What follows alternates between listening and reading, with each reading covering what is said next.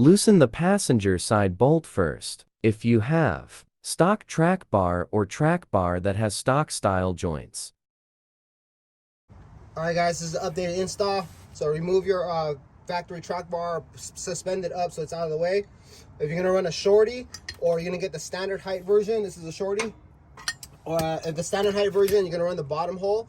You want to self-clearance this, or you're gonna clearance it. So just make it thinner. That way that the nut can clear when it's on the back. Okay. All right, guys. The next step: get the big crescent wrench, like 1.5 feet long, and you're gonna basically get this around the bracket. You can make it tighter and everything, and you want to bend the bracket back until you have enough clearance to drop the back piece in. Okay. Let's say you over bend it. The best thing to do is get the factory bolt, right? And you're gonna basically suck this bolt up to where it bends it back in. All right. And then the next step would be to grab the wing nut that I include. The nut's gonna be up. The long side's gonna go towards the front of the truck, and you're gonna slip it in through the bottom opening, and then you'll align the hole to this guy because that's where the plate will match up. All right. So the next step is to get the main factory OEM bolt and the front main bracket, and you're gonna start to attach it. So I'll get about 6 to 8 turns in on the factory bolt. Then I'll get the 30mm bolt that I include, and you're basically gonna do your best to try to grab that wing nut. And then the next bolt is the 40mm bolt that has a washer. Okay, so make sure the washer's on there.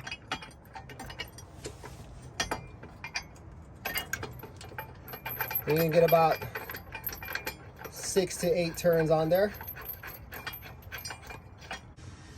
All right, the last thing you guys want to do is actually drop in the track bar, whether it be stock or aftermarket. Just make sure it's set to factory length. Okay. And then what you're gonna end up doing is you want to put Loctite on this nut, and then you want Loctite on this guy too as well. So basically when you put that in, use blue Loctite. Update. Torque all bolts to 125 feet lbs. This is gonna get torqued down to about 95. I want this one actually like at 120. You could put this one at 100.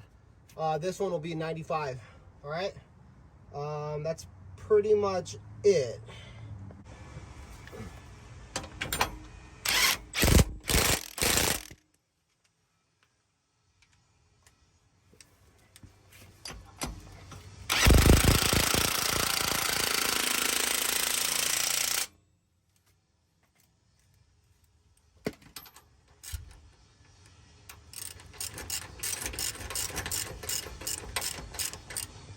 After you got everything set and torqued, what I recommend is always to use like some type of like marker so that you know exactly if this thing moved or not. I use Revlock race supply like always.